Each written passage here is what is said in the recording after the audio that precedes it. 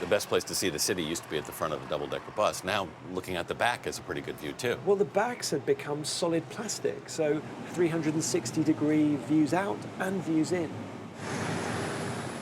In Thomas Heatherwick's work, his redesign of London's classic double-decker bus, the cauldron he created for the London Olympics, or Google's new California headquarters, you won't find a signature style, but the 46-year-old British designer says the world is growing too similar. There's great benefits to globalization and things that are wonderful and fantastic, but it means you need to put very deliberate effort now into helping things have their own soulfulness. Similarity is your enemy? Well, why do something if it already exists? Heatherwick's provocative work was celebrated at the Cooper Hewitt Museum in New York last year. This can squeeze back to just being a perfect circular object. When the Wall Street Journal proclaimed him Design Innovator of the Year. You should hear this working. I mean, it's so noisy. It's like... In his London studio, we knew it would rock, but we hadn't really fully thought through that it would then be able to go all the way around. Where Heatherwick has also dreamed up a spinning chair. This is the rolling bridge. And a rolling bridge that curls up to let boats pass.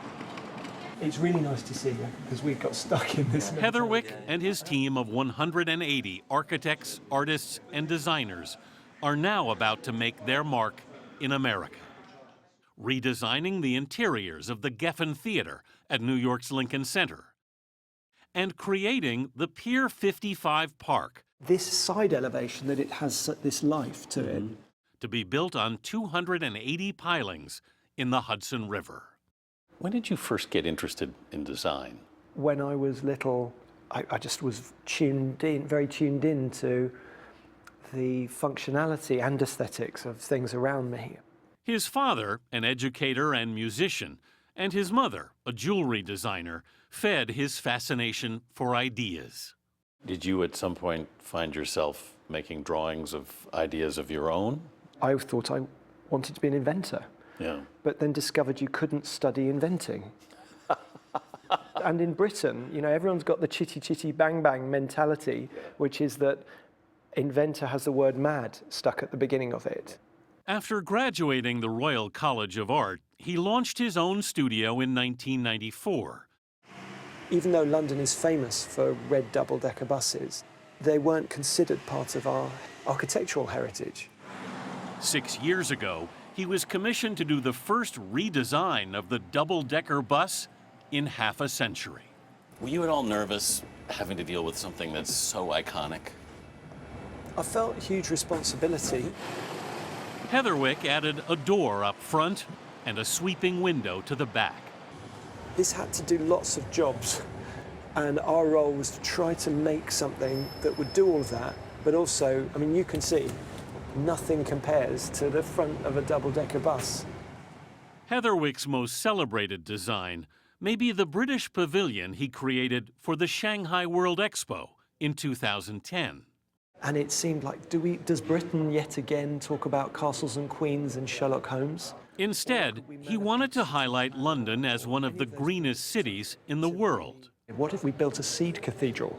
And everyone was going, Seed Cathedral? You mean like a nut shop? And we were going, no.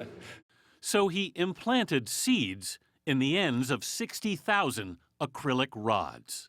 If I hold it to the light, you see the daylight would come down and illuminate. The dandelion-shaped structure won first prize and drew 8 million visitors. His next marquee project is a garden bridge. The underside of the bridge, it felt, must be something that's beautiful. A pedestrian walkway that will extend nearly 1,000 feet across the Thames River. In effect, these are like hands coming out of the clay at the base of the Thames, holding up a garden, and the garden takes over from there. Do you feel like you're trying to show people something? Like, hey, look, this is what we can do? Yes. There are a lot of forces against anything with any specialness happening. So when something at all special happens, I feel very appreciative of it.